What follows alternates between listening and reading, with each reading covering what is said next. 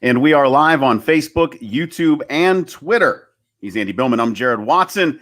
And this podcast is brought to you not only by Evergreen Podcasts, but of course, Waiting for Next Year. Check them out. Original Cleveland sports reporting and waitingfornextyear.com. The Browns. Holy shit, Andy. I am thrilled to announce they are now 4-1. Most of you already know. You wouldn't listen to this podcast if you didn't, or if you weren't a Browns fan, I'm guessing. But hey, here we are celebrating another, what do we call these again? Victory Mondays. I'm not used to celebrating them as often as we are. So I don't even remember what the fuck to call them. You know, are we allowed to do these 4 days in a row on Monday? Okay.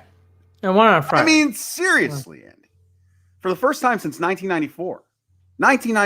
And Baker Mayfield had a wonderful first half. He looked great. The second half, not so much. We'll get into that. Don't worry. Because the defense picked it up for him. Surprisingly enough, there's a lot of times where I want to choke folks on the defensive side of the ball, but they held the Colts to 6 points.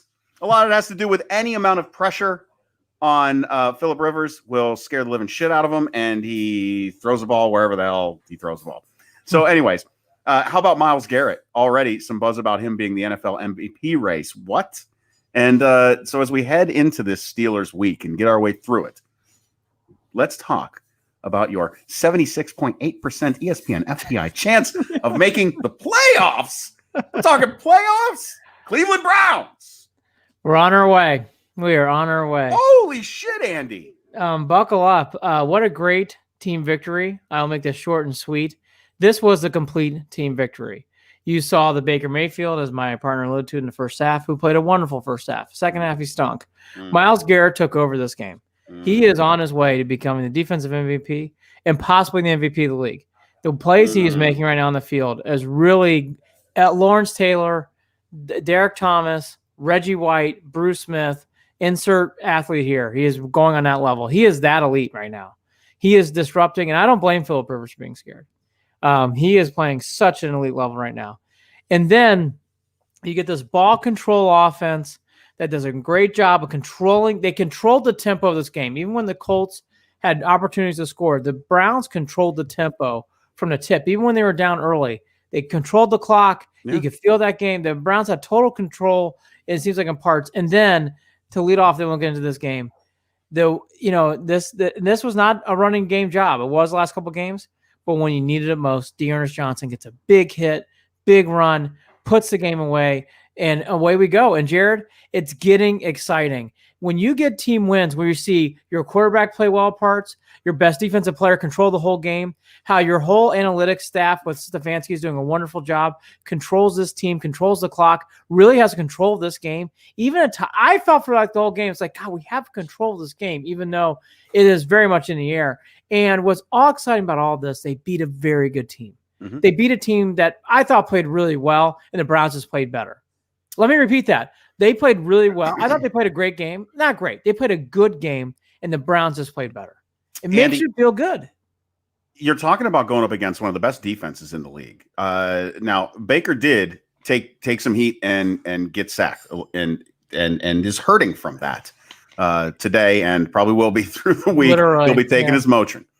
But the bottom line is he was making passes that this was the first half of a game that we were waiting on from Baker, right?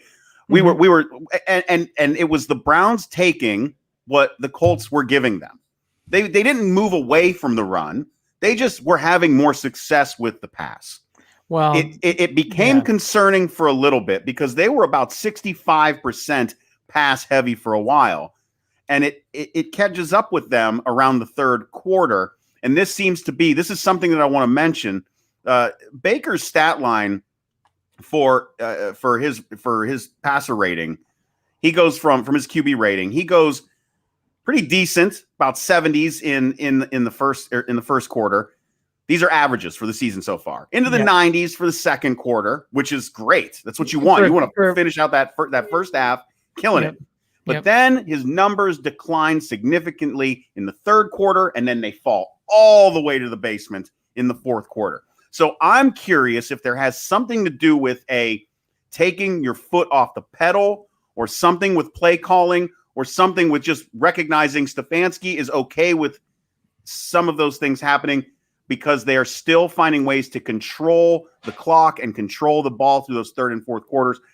I don't know what it is, Andy, but I don't like seeing teams creep back in, and that is what the Colts were able to do. We didn't put our foot on their necks and keep it down the entire time. So it's just kind of a bummer that's what we're still worried about. At the same time, man, what a good bummer to have 4-1. So I'm not going to sit here and bitch too much, but at the same time, we saw some steps forward from Baker. We saw some steps back from Baker. The second interception, I don't think we can hold on him because he had the ball knocked as he was throwing it. You just want to see a little bit more consistency in the second half of these football games. And thank God the defense is bringing it. Yeah. So, okay, let's talk about Mayfield first, then we'll get to the other part, stepping on the neck. So Mayfield, this has been consistent now through the Bengals game. The Ravens game was a wash for everything. But the Bengals game, good first half, lousy second half. The Cowboy game, it was more consistent at times. The Redskin game, again, basically the same, for being truthful. Good first half, not a great second half. So he's going to have to clean that up, and that is becoming a pattern. So it's something we have to note here. The only thing I'll say again, though, is he does not have to win the games. So if he plays well in the first or second and third quarter, you can allow your running game to take over a game. It's actually a formula that will win you games. So does he need to play better in the fourth quarter? Oh, of course. Does he need to play better in the third quarter? Yeah, he does. I mean, a touch better. But is that something that's going to really cost the Browns big in the regular season? No. Now, in a big playoff game, it might. That's where Baker Mayfield is going to have to play better and by the way, it might be a big regular season spot. But do I think it's something that is like praising right now? Yeah, it's something you want to bring attention to, but it's not jumping off the cliff. Now, the stepping on your neck, because I've heard this a lot today, I don't agree with it. I thought the Browns played a good team.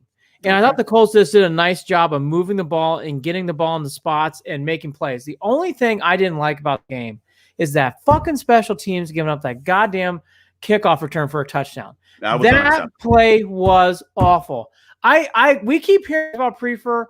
I'm going to go down this road a little bit. We have these wonderful special teams coordinators come in. They do wonderful things, and it's the only thing on this team that has not been solved yet. In special teams, and I want to also throw in there Peoples-Jones, and we'll get to him in a second. He makes me nervous. This kickoff, Peoples-Jones makes me nervous.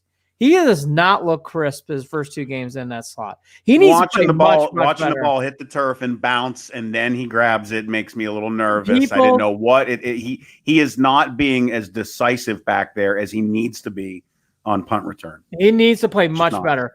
But the special teams, that is a moment you cannot allow a touchdown there. You can never allow, but not there. You got the game in hand. They just gave up a pick six. It felt like the game was almost over. Let me repeat, the game was almost over. And you let him come right back in the game. And then this one was on Mayfield. He threw a bad pick. Okay, all that to be said. I felt like the Browns did what they had to do to win this game. I felt like they did step on the neck. The Colts are just a good team. And I just have started to learn in sports, you got to take that in for what it is, and you got to accept you're going to get some pushback. Because to me, Jared, I never felt like the game was in doubt. I never felt like the Browns were going to lose. You're right. And you know what? I will say this. I watch it with my brother, and he drives me up a wall because he was a little bit panicked. And I, strangely enough, and I think a lot of it has to do with what I've just been witnessing over the past 3 games prior. 3 games prior that 3 games prior. Yes, 3 games prior that the Browns are actually good, and that they are good at basically holding teams at a stiff arm's length away after they've taken the lead. You know, they can regain a lead and then they can hold off. And that is what they've been doing. And the big thing here, Andy, that I have been seeing is that it is not one guy doing it every week. We have gone the most consistent guy that has made impact on this team, in my opinion, has been Jarvis Landry over time, outside of Nick Chubb in the run game. All right. So, and his consistency on the offensive side of the ball has been great. And when he fell off this past Sunday with those 2 drop passes in the second half, which again, it was brutal to see. Brutal. Now you're not going to see it again. But my point is, who picked him up? Well, Harrison picked him up with a pick. With the pick six. Then Redwine came in because Harrison had a concussion. And Redwine had himself an interception. So you've got guys that are different players every week that are doing it, whether it be Myles Garrett, whether it be someone in the secondary, which is surprising but absolutely needed with the way that they give up yards and early points to teams. They're spreading around that somebody's making an impact play. Dearness Johnson locked that sucker down this week. Period. He did. I'll tell you the player to me that is obvious, but it has to be mentioned. Myles Garrett is the best player in this team right now. And by the way, even when Chubb comes back, I think your best player in this team is Myles Garrett. His presence on that game was felt throughout the game. He won the game. I'm telling you, this game, if you had said who won this game, Myles Garrett. Myles Garrett changed the whole complexion of that game. He forced Rivers into rushing. He forced Rivers in that terrible safety. Myles Garrett is playing at such an elite level. Yeah. And I'll tell you, in a game like this, and this is Stefanski's quote, we knew that it was going to be a physical game. I think that was a great team win. That was all about the team. It was not pretty at times. It was not perfect, but it was a great team win. And you just alluded to it. And this is my point about, like, you just mentioned all those guys. I think Myles Garrett, honestly, is the guy who's standing up tall. Even when Chubb comes back, I'd be like, Myles Garrett's the one guy you cannot lose on this team. Yeah. Right now. Like you're really getting there. Now, a couple other players I want to mention on defense. I thought Malcolm Smith had a wonderful second half and had a wonderful game. You saw Malcolm Smith flying around the ball. I thought he had such a good game. It was nice to see someone like that playing well. And again, he's not playing great, but Vernon took another step forward. I thought Vernon, again, played better. It's not great. It's not perfect, but he played better. You saw his presence on the field. Now, to the other side of this, and let's just say it because we're going to have to until this guy turns around. I think the Sandejo, defending Sandejo by Joe Woods stuff, it's enough. Sandejo stinks. He gets picked on way too much. It's very, very obvious. It's getting to the point where it's an eyesore. You just hope the guy can hold on at this point. And, it's a shame. I mean, you hope Harrison's okay. He's in concussion protocol now. But that's a big miss. That's a big hit, especially with Greedy Williams going. I know they're secondary and cornerback. Yeah, and we can announce this now too. That Greedy Williams is officially on the IR. They finally moved him today, I believe. So don't expect anything out of Greedy Williams for a while. It's a bummer, but hey, I mean, it is what it is, and the Browns are making do with what they have, and that is something that, again, when you see Redwine come in and get an interception, that is the purest of definitions of the next man up. Yeah, Harrison too. Harrison, that big. Right. Well, I mean, that was such a big play. And I'll tell you the other thing too. You mentioned it. The one fairness to Mayfield, I thought Landry's drops were big. It threw off the rhythm of Mayfield. I know he's not going to do that again. I know it's a one-time thing. I just want to mention it once.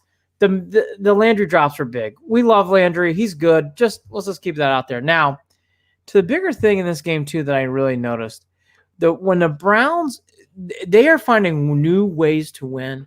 They're doing new things to gut things out. And the greatest thing is on this team that you can see that like Jared just alluded to it, Redwine. You saw Hooper making big plays. You could point to many different guys in this team. And you know what? The best example of that is Hollywood Higgins, who hasn't even sniffed the field. Yeah, Dan Monis right on cue, chiming in on Facebook. Hollywood Higgins, big TD and big block for Dearness Johnson. Yeah, absolutely, Dan. You're reading Andy's mind right now. Yeah, I mean, to see Hollywood Higgins make not just an appearance, but an impact. And hey, it was one catch, and Njoku made one big fucking catch in this game too. So it's like, everybody makes contributions. It's a great thing to see. I agree. Tony Grossi said this, and I agree with this. The wins like this can hold a lot more in the long run because you're learning how to win. You're grinding out wins. Not all wins are supposed to be easy and pretty. And again, I looked at the Colts. I'm like, the Colts are a good team. And I'm telling you right now, if our terrible special teams did not give up that touchdown, I think that game would have been easily won, actually. Because I don't think Rivers is going anywhere in this game. It was surprising. I think I was expecting more out of Rivers. I think I was expecting a more difficult game. I was surprised at a lot of the mental errors that Rivers was making. He actually looked a lot more panicked in the pocket than Baker did at all on Sunday, which is another thing that I saw Baker doing. And that was a little bit more stepping up in the pocket. Yep. He still had problems with overthrowing players, which is difficult when, I mean, you want Baker to step up in the pocket, but you also realize that when he steps up in the pocket, he's making his throwing angle a little bit more difficult to get past those linemen because he's not as tall as some other quarterbacks. Yep. So stepping up in the pocket is kind of a double-edged sword possibly for Baker. Well, but the point is, when he's stepping up in the pocket, he's poised, he's finding his receivers, he knows he's made some mistakes, but he's working on that stuff, and I think he's figuring it out week by week, slowly but surely. And that first half, for them to be moving the ball like that and scoring as quickly as they were, and some big chunk plays, passing, he was throwing some lasers, throwing darts. Andy, I think that we're on the right path with Baker. We still don't have the answer of whether he is the going to be the franchise quarterback of the future. But what I can say is he's not taking any steps back in that realm. He is making small incremental steps forward at being the guy for the long haul. 4-1, Andy. Who expected 4-1 right now? Who? Well, here's my point. 2-2 would have been nice right now. Well, here's my point with Mayfield. He's recognizing his play on the field. And I think he's trying to come around to that. So that's why I think this needs more time. When you get quotes like this after the game, I missed completions out there, Mayfield said. Lots of guys were open. I've got to be better. Good thing is we don't have to learn from a loss. 2 turnovers today, not good enough. I got to be honest, when you hear stuff like that, it makes you happy. I don't know why. I just think Jared, in this case situation, I agree with you. Here's my tale. He's playing better. I saw that first half was wonderful. People shouldn't shit on that first half. That first half, he could have stood on his head. He was that good. The only thing is he's got to play better in the second half. The numbers in the ESPN QBR numbers, you went through and say that. The biggest thing here is give this time because you can, and you're winning games. And I got to be upfront. Anytime, there's another thing about this team. How many big third down completions, Jared, did we get in this game? How many times was third down? And it's like they were 10 out of 17. 10 out of 17. This team makes big plays and big downs. I have never, in all my years being a Browns fan, third down always used to make me nervous. Not this team right now. Third down is like, bring it on. They do such a nice job of that. Those are the things that are making me feel good. The things that I don't worry about and that I expect every game. A minute ago, I said I'd be happy at 2-2. I wasn't doing my math correctly. I'd have been happy at 3-2 or at 2-3 at this point, to be honest. At any rate, things that I don't. These are the things that are in my don't have to worry about box right now. Don't have to worry about the Browns losing the turnover battle in each game. I don't feel like I have to worry about that right now. Now, they came out even this week. But again, I'm talking about losing it. I don't feel that that's going to be an issue. Number 2 is Cody Parkey. I'm not worried about him. No. It's beautiful to not. I'm just thinking of things that I would normally stress about that I don't stress about. I don't stress about kicking the ball anymore. I don't. No. So that's nice. I don't stress about. I don't stress about third downs. I don't stress about third downs anymore. How about penalties, Jared? Do we stress? I don't stress about penalties. No. How about penalties? No, I think Denzel Ward had the worst penalty of the day yesterday. 2 penalties, 10 yards. And by the way, the Colts late in this game had an offside or making penalties. I'm like, brutal. Oh, how nice is brutal. This? Not our fucking problem. And I also don't worry that at some point in the game, when someone needs to step up, someone is going to. It happened over and over again throughout this 4-game winning streak that guys at the right time, when you're like, oh boy, what are they going to do to get out of this? Boom, something happens. It's like fucking clockwork with these guys right now. It's really nasty. They are, Andy. Oh boy, oh boy, oh boy, oh boy, oh boy. I can't believe we're sitting here right now like this. I really cannot believe that I'm sitting here right now after saying I would have been happy at 3-5 walking out of this first half of the season, and we are sitting here at 4-1. Now, that does not mean that we cannot still end up at 4-4 after the next 3 games. These are not cakewalk games, right? We know as Browns fans, that this week, Steelers week is a big one. This is the biggest Steelers week that the Browns have had since that playoff run. In what year was that? You do the math. Right. Was it 01, 02? Well, I'm not even thinking 07. Yeah, I was thinking. But how about this? Look, here's the thing. I'm actually more positive in my partner here. I think the Browns are not going to lose 3 in a row. Oh no, but that's what I'm saying. I don't. All I'm saying is one game at a time. Oh yeah. But I'm ready to do this. I'm ready for the Steelers. Now look, it's gonna be a hard. Oh, look, let's have some fun. Yeah. Who have they played so far? Those tough Broncos, those nasty Giants. What's their win total? 0? Filthy Eagles. Eagles, they only got 1 win. They tied the Bengals. So I mean, look, these are bad teams. Now look, I like to rib it because it's fun, but let's be fair and honest here. Right now, when you go into this week, in a Steelers week, you don't think you're going to get killed. You don't think it's going to be embarrassment. And we don't have our best offensive player, Nick Chubb. We're not going to have a complete offensive line. Wyatt Tiller's going to be out. But Chris Hubbard is coming in there ready to play. Here's a big thing. Stefanski gets a lot of credit. We're going to get to him. Andrew Berry has built this roster. Yeah. He has done a nice job of putting successful things in place. Yeah. And for how much you know what? Jedrick Wills, I haven't said his name, which is a good thing. He's playing really well. And by the way, I saw Phillips, the kid out of LSU. He was running around making plays. And again, Malcolm Smith's second half play was outstanding. You could feel Malcolm Smith's presence in that game. He needs to be playing more. He did such a nice job in that second half of that game. And when this defense that couldn't stop a fucking peewee team at times in this game, come up in the second half and make stop at and just holding them to field goals. That's the biggest difference in this game. The Colts kicked field goals. Oh, yeah. Touchdowns. And that was the big, and again, that safety was nasty. The safety was, again, it was perfect timing. The safety was so needed. Yep. That defense. And you know what else, too? The defense had a decent amount of breaks in the second half. They weren't on the field for very long for a lot of that second half. And I was glad to see it. I did notice, and at about the 4 or 5 minute mark, and it might have been the Colts' last possession, that Myles Garrett wasn't even on the field. They didn't even have Myles on the field, and I'm guessing was that to allow him to get his breather if they needed him back, if there was going to be another possession. And by the way, and worry about it then. Sniffing the red zone, guess what he saw? It's like, let's go. Like I kept saying to Cameron, my son, I'm like, hey, we need to get 95 back in this game. Like, it's good enough. He needs to come out there. Now, the Deaners Johnson was a big run. We talked about that enough. Hollywood Higgins was wonderful, made a great block, as Dan Monas pointed out. I was going to mention that too. Chris Hubbard, by the way, made a big block on that play. Odell made a nice block at one point too. Oh, Odell, look, this is a complete team right now. This team is rocking and rolling fun. Now, it's time to see. We'll get more of this on Friday. It's time, or is it going to be Thursday because of Boston? He decided, it's going to be Thursday or Friday this week for Beyond. Probably Thursday. You're asking me to think. Don't ask me to think right now. I can't think. I know. By the way, I'm struggling to talk about the Browns.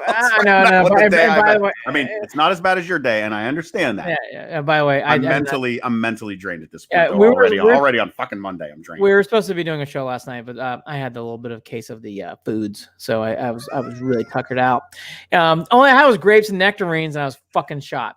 But anyways, I'm back, better than ever. But you need to wash your grapes and nectarines. Maybe that's the issue. I did. Oh boy. But now look, okay, now we're losing viewers. I see we're down to 4. Okay, here we go. Now here's the biggest thing.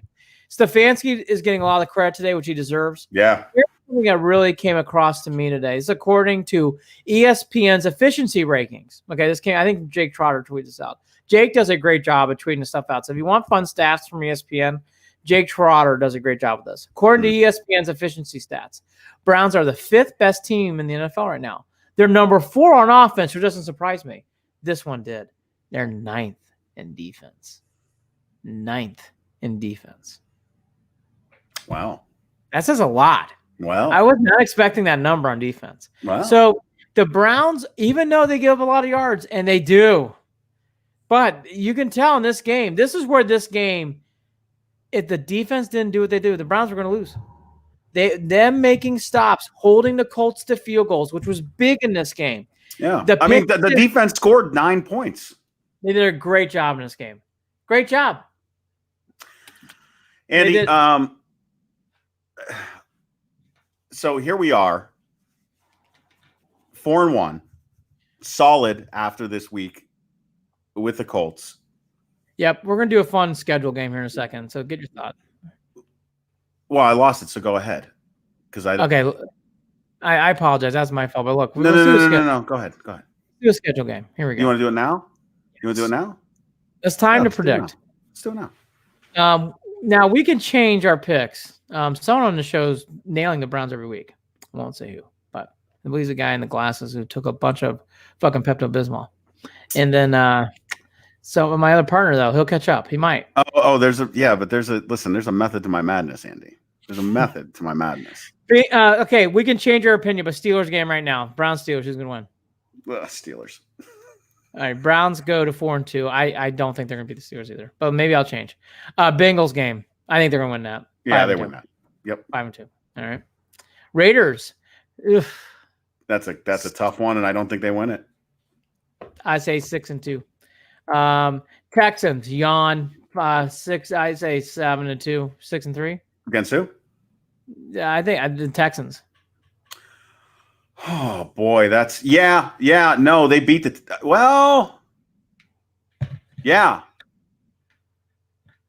that's coin flip, man. That's a tough one.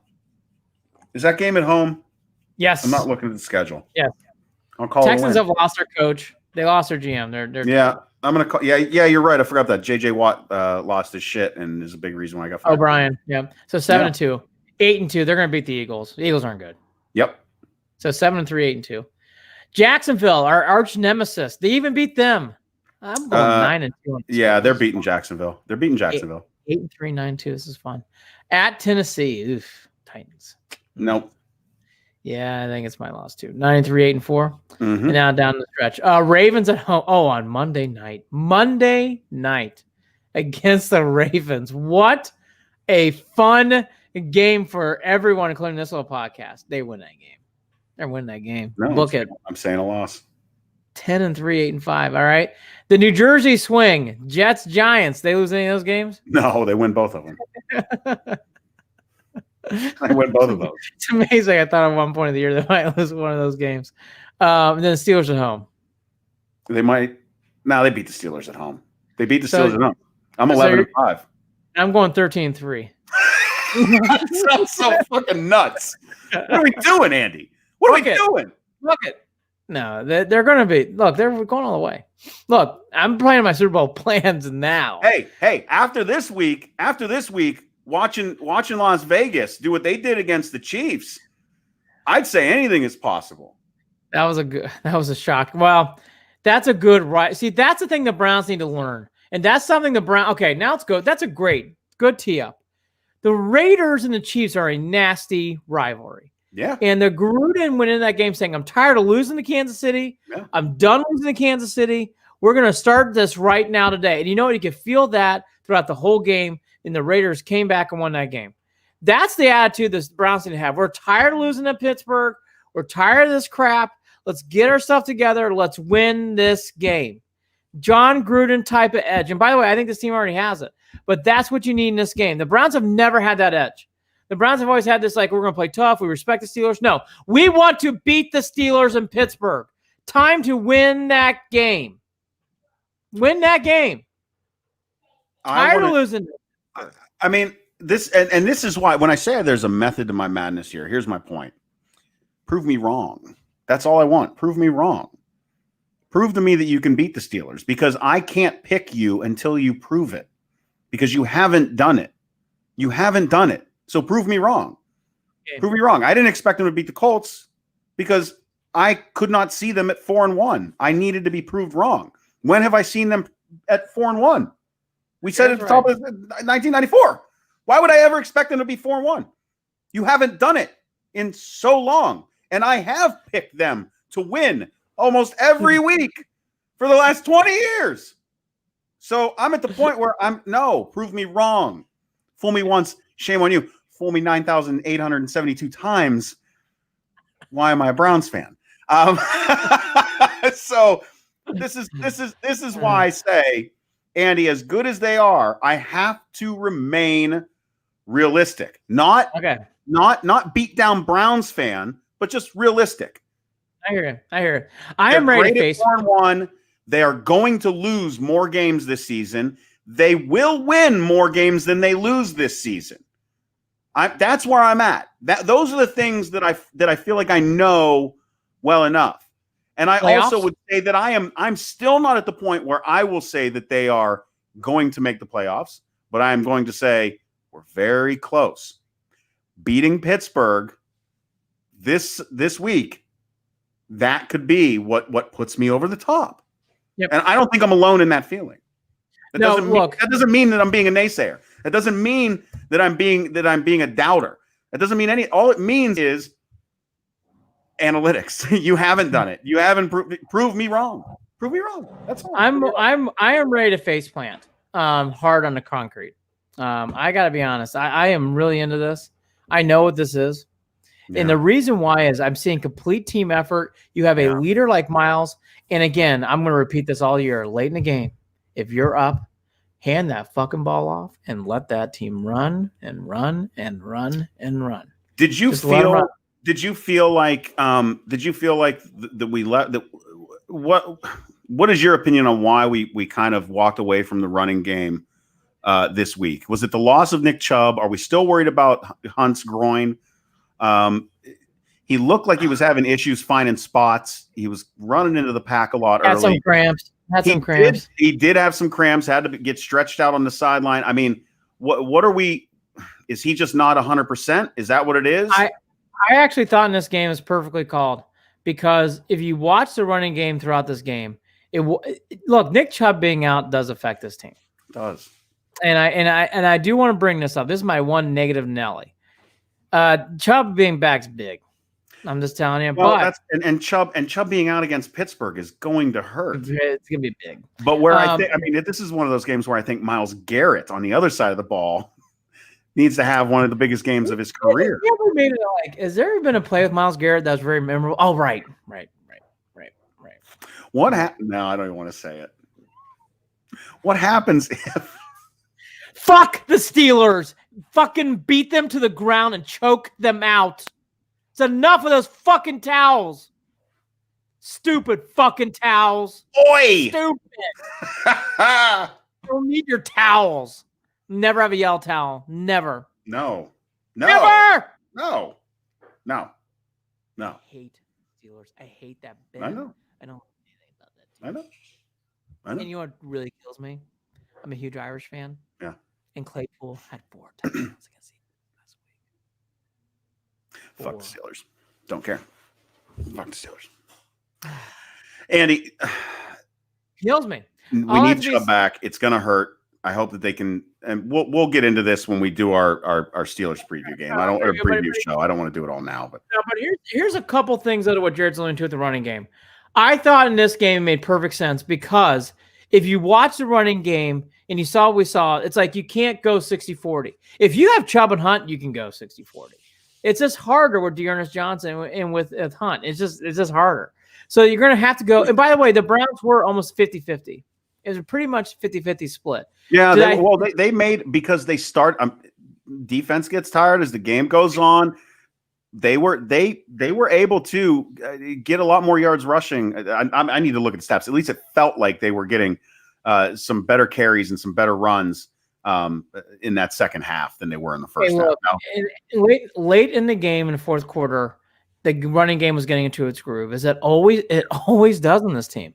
Yeah. The other thing too that I just want to mention, and again, we love them. Those Landry drops were big. It didn't affect the game, but Baker couldn't. Both those should have been caught. Yeah. And there was an OBJ one too that was not exactly handled well. And again, it's okay. We love those guys. They played well. But those plays affected Baker's rhythm. You could tell. It just did. And then the pass rush for the Colts, which it was not compared to what the Browns were doing with Garrett, but the Colts pass rush was getting to Baker in the second half. Absolutely. And again, I'm wondering how effective his throwing was in the second half. He looked from terrible. The pain. Hollywood Higgins, has he earned himself into this wide receiver rotation for good now? Yes. Yeah. You know my feelings. So for people who don't, I don't understand Cadrell Hodge. Don't get it. I mean, if he plays well on special teams, good. He's not a wide receiver. I'm sorry. And again, I hope I'm wrong. Peoples-Jones makes me nervous catching balls. He has got to look crisper. I am been surprised. He looked very good when it came to practice scrimmages against self-team. But what I've seen in 2 games in the NFL, Peoples-Jones looks a little nerve-wracking. The special teams for the Browns, outside of Parkey, I feel good about. Don't feel great, but I feel good. The special teams for Cleveland, outside of Gilliam, the Scottish Hammers are great. This is still not there. Obviously the touchdown on the kickoff, and again, the punt returns and kickoff returns of Peoples-Jones is just nerve-wracking, not crisp. I hope that doesn't play a part in this year, but so far, I'm holding my breath now on kicks. I just want Peoples-Jones to catch it and get the fuck down. Again, Greedy Williams going to be out for at least the next 3 weeks and definitely on the IR. Wyatt Teller, who has been outstanding for this team thus far in the season, is a real loss, and he's week to week right now, day to day, with the calf injury that he suffered on Sunday. Oh, I'm sorry, he's more week to week rather than day to day. Yeah, it sounds like he's not going to be playing. But Hubbard did great. No, Chris Hubbard. Yeah, Chris Hubbard's fine. And Ronnie Harrison is in concussion protocol. So I don't know. When do we see him back then? Possibly this week. No, I don't think you're going to see Harrison this week. Son of a. I don't think you are. I mean, the Browns have had the turnstile of injuries. It's not been as bad as it was in the preseason, but I mean, look, every team goes through them. Yeah. The Wyatt Teller is a great player for the Browns. Great guard, but Hubbard is such a good backup. I just don't think it's a big misstep here. If he missed weeks of the season, I'd be concerned. But it's only, I mean, I don't want to make it light, but 2 or 3 games of Hubbard, you'll be okay. Yeah. I'm telling you, you're going to be okay. Yeah. And the fact that the Browns are surviving without Nick Chubb right now and still getting W's, that's big. Winning 2 games without Nick Chubb is more evidence that this team is well coached and it is a team effort and that they are doing their improvements week to week as a team. I can't stop. I am so amazed at where they are right now. It's fun. I am. I know that we talk about the things that we're worried about, but at the same time, it's part of the show. We have to fucking talk about those things. There's always areas. You gotta worry about something. But when you wrap it all up into a ball, holy shit, Form 1 Andy, here we are, ready to go and ready to prep for Pittsburgh after they get their rest and start getting prepped for Pittsburgh and hopefully come away with a win. Andy, what's your score? We're holding off on that. See, again, I'm getting so anxious for that game now. You got me all built up for it. Right? Here's some other things, though. By the way, we did not do this, but next week we are. We are. Let's see. Let's do my math. I think it's 12 days. We are 12 days away from the Purdue Boilermakers, Michigan State Spartans, Gophers, and a little team called the Buckeyes. Yeah, team it up. 2 weeks away. It's exciting. The SEC this week, along with all the other college football, was wonderful. I'm sure my partner did not watch a second of it. I did. Clemson, by the way, even if it was a normal season, Clemson reminds you of LSU. Clemson right now reminds you of, you better really have your shit together against them to keep it competitive. Miami's not a bad team. This is not one of those Miami's falsehoods and they aren't as good. I thought they played well, and they still weren't competitive. Clemson's just a machine. Are you excited about Georgia-Bama? 2 versus 3 this week in Tuscaloosa. Night game. That's a fun game. It's a fun game. Game. I mean, admittedly, it's been hard for me to even get into or watch any of this thus far. Partly because of just my busy schedule, and partly because it really isn't fun for me unless the Buckeyes are playing. Jared, I don't. But I really want to get. I love Jared knows this. I'm just telling on myself is all. I'm just telling on myself. No. By the way, I love college football.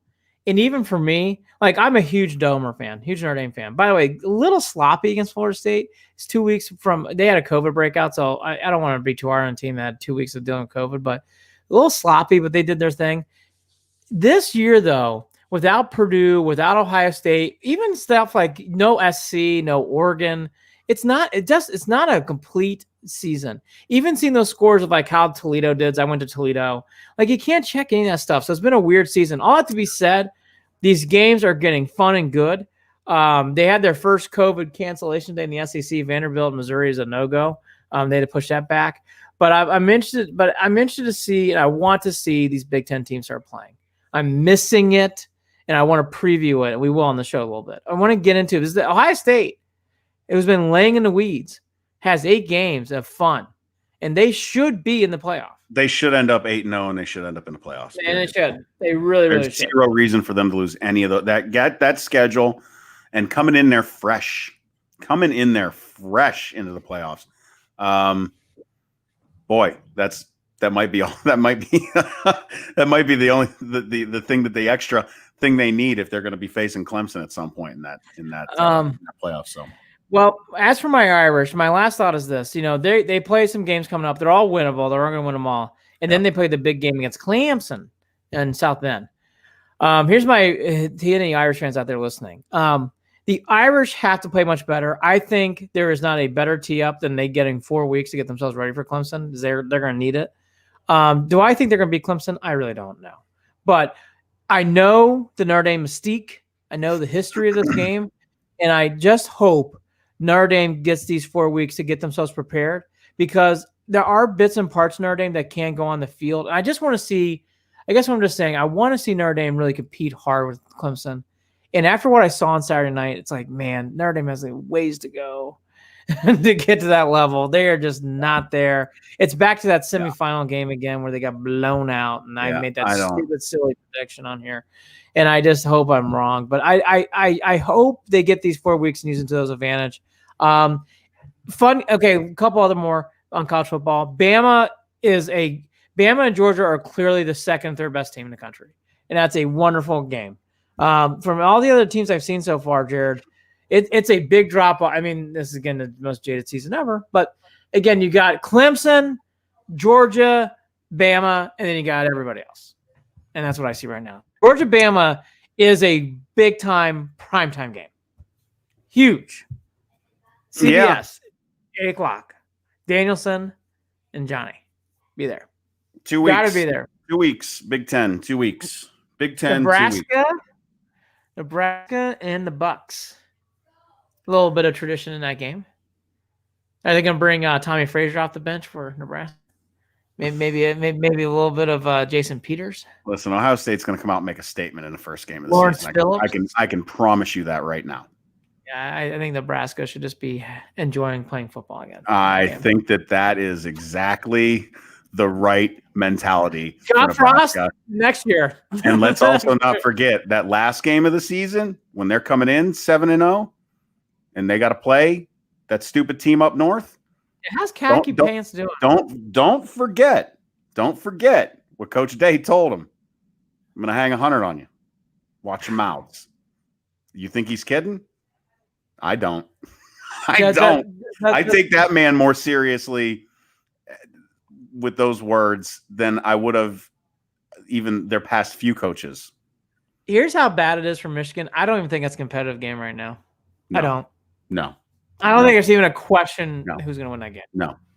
Hey, LeBron James, 4 rings now, 3 different teams, 4 finals MVPs. Holy shit, Andy. Cakewalk game 6. Cakewalk. Unbelievable that this is where LeBron is right now and the shape that he is in. This is a man who talks about spending like $1.5 million a year on his body, keeping himself in shape. He is having the longest prime of anyone's career from, I think that, I don't remember who said it from ESPN, but I think those were the words. And it's just amazing that it happened again. Well, speaking of someone who only spends $100 a year on his body, it really has worked out well. If you count the liquor I buy each year, how much money do I spend defiling my body?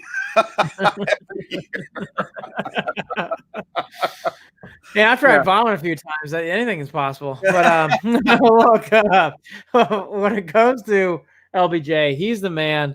Not surprising. Happy for him. Don't care about the Lakers. Happy for him. Yeah. Will be interesting to see if Davis comes back. Here's the bigger story to me. I can't believe I'm saying this, but it is true.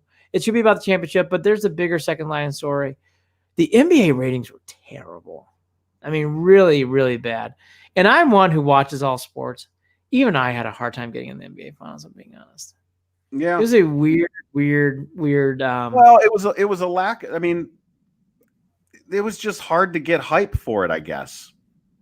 I don't know how to explain it. Basketball was wonderful. The basketball in the bubble was one. It's the weirdest thing. I enjoyed the NBA playoffs. I enjoyed it. I watched a lot of it. As soon as the Clippers got exited, I was checked out because I kind of knew. Well, and I'm guessing folks knew how it was going to end at that point too. Once you knew it was Lakers Heat, you knew, there was what was your reason for tuning in? And I'm sure that there are some folks out there who are sitting and saying, well, it probably had something to do with politics. I'm telling you right now, it probably didn't have that much to do with the politics. There's a lot of other reasons. Correlation does not equal causation, my friends. I think the NBA going forward, the ratings will be okay. I really just think it had to do with the teams that were playing and the situation itself. No underdog in the finals. The Heat are not an underdog. That's not a likable team. No. I know people might hate to hear that, but it's true. They're just not a likable team. Yeah. And they made it for a hard series to watch. Well, there weren't storylines in there. That the only storyline in there was a storyline that we've already heard a bunch of times. Granted, it was you could talk about how long it's been since LA's won. You can talk about winning it for Kobe. Even that storyline didn't feel as big at the end. No, kind of got washed away. Like I thought the other storyline, but again, it got poo-pooed. Was the whole LeBron's playing the Heat again in the finals? But but even that felt forced. Well, I thought that was a natural story, and in fact, in a normal NBA life where a reporter can get on the floor and talk to players and coaches, that would have been more of a story. It would have been more of a story too about Kobe. Yes, and that changes it too. Is the access and the ability to tell those stories? Yeah. Aren't the same right now. They're just not the same. It's like I mean, really, this NBA season and the playoffs and the finals were like a YMCA tournament. A bunch of dudes in the gym playing games, no one around, and that's it. And that's what it was. It was like a YMCA tournament. Yeah, they played really well. Those games were played well. And again, I know.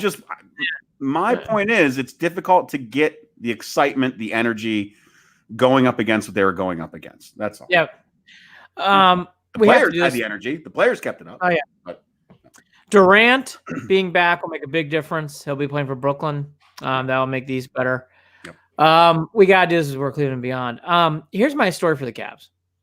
I think that layoff really has hurt them. I think I may be mentioning that. Probably people are like, oh, yeah.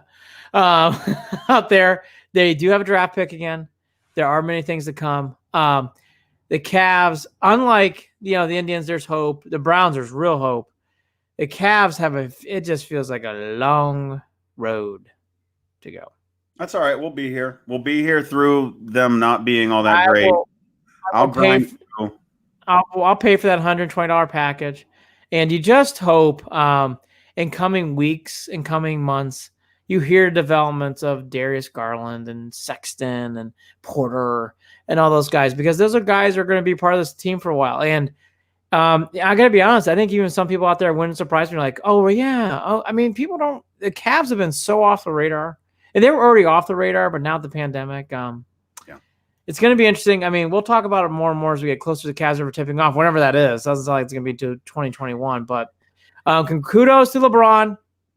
Yay. Don't care about the Lakers so much, but yay. I'm happy for him. All right, so I guess to wrap up, I'm saying 13 wins. I mean, I think it's a drop in the bucket, right, of obvious. So Jared's more realistic at 11. But I feel like that doesn't even feel realistic. They're 4-1, Jared. They're 4-1. This isn't preseason now. They've already got 4 wins in the can, and they play some pretty shitty teams down the stretch. Here's my only thing again. The reason why I'm more hyped is I've seen this team grow, and I continue to hear things like we need to get better, especially from your quarterback. I am actually more in a position of I want to see Baker and see how he does. I just think it's 10-6 from Dan Monis. Thank you, Facebook. Here's the other thing I guess I would say. I just think on a team like this, it's fun to watch because I keep seeing them play together as one. And we as Clevelanders love these teams. These are the teams that get easily wrapped around. And what's great, they have true big-time heavy hitters. Myles Garrett, Chubb, Hunt, OBJ, Landry. These are stars of stars. And it makes this realistic. I'm just telling you, a long ways to go.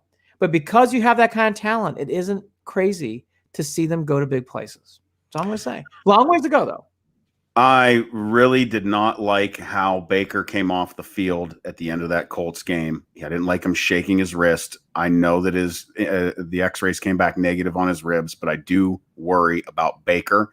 We're going to find out really early again in the Steelers game, I think. So I hope that he is resting up. EJ Scalota on Facebook, duct tape and aspirin. Yes, duct tape and aspirin. Feed it to him, wrap him up. Hopefully he is able to basically come out there looking like nothing happened to him last week. That is something that I actually am in the back of my mind a little bit worried about throughout this week. I want to see that he is feeling better day by day, because Lord knows that with your starting quarterback, he ain't gonna fucking tell you if he's hurting. He ain't gonna fucking say, you're not gonna know. So we got to watch that. Especially, I didn't like him flicking his wrist around. We got to pay attention to that. All right, I'll quit whining about it though. Andy, those your final thoughts, or do you have more final thoughts? I usually do. But my stomach was so upset that my energy level's a little lower tonight. Yeah, but look, I'm strangely tired too, so don't worry about it. Steelers, Browns, we'll get into that. We'll start opening up the books of the Buckeyes. This will be 8 days or 9 days away on Thursday. So we'll start going down that path of what's ahead for the Bucks. And then we'll preview the national championship game between Notre Dame and Clemson. Oh, sorry. Not that. But we will preview some more college football because I'm getting into it. And again, I'll talk about this more on Thursday. Bama, Georgia. If you love college football, I know it's not the Midwest. It is a huge game. Must watch. Big game. I'm not watching. He's Andy Billman. I'm Jared Watson. Evergreen, baby. Evergreen podcast. Waiting for next year. Take care, everybody. Kaylee Waterhouse. Kaylee. Hi, Kaylee. Holly Watson.